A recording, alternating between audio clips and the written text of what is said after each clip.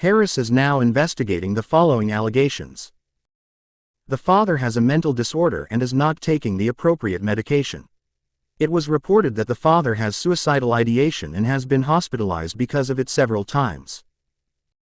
There's no evidence to support these allegations. Harris had no police report or hospital record that suggests the father was involuntarily hospitalized. Harris has been informed multiple times that the father is heavily involved in following his treatment plan with his therapist and psychiatrist at Kaiser Permanente. He's had no hospitalizations since he started his treatment and he takes the medication that his doctor had prescribed. If Harris really needed to get a copy of the father's mental health record, she would have to subpoena them or get the father to sign this form. Harris should know it well. She forged the parent's signature on it before to steal the children's private information. Continuing from January 23, Harris finally decides to request medical records from Kaiser Permanente, but after reviewing the forms, it appears that Harris had purposely filled them out incorrectly. In the section that asked for a specific date or in range of, Harris put immunization record, most recent physical exam and all psychiatric records for the past year. What was interesting to see, Harris had the father's birthday wrong on Kaiser's form, but earlier that day she wrote it correctly on the referral to drug test him.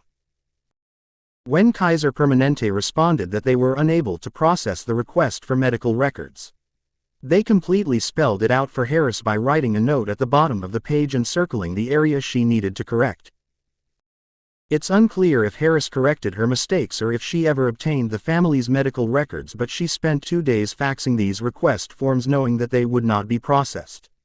Harris even received a second notice for still putting the wrong birthday down for the father. After reviewing the delivered service log, Harris didn't document herself faxing anything to Kaiser Permanente. Not on January 23 or the 24th.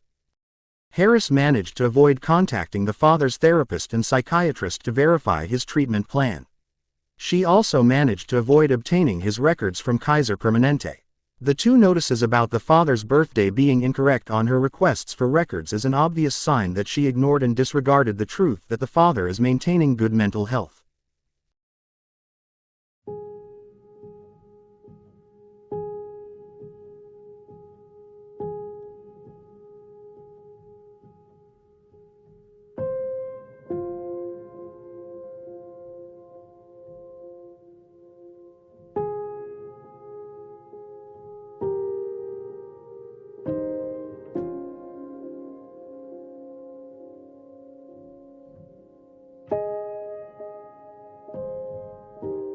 B1. The children Damien Tella and Angelina Tella's father, Jason Tella, has mental and emotional problems, including suicidal ideation and a diagnosis of which renders the father incapable of providing regular care for the children.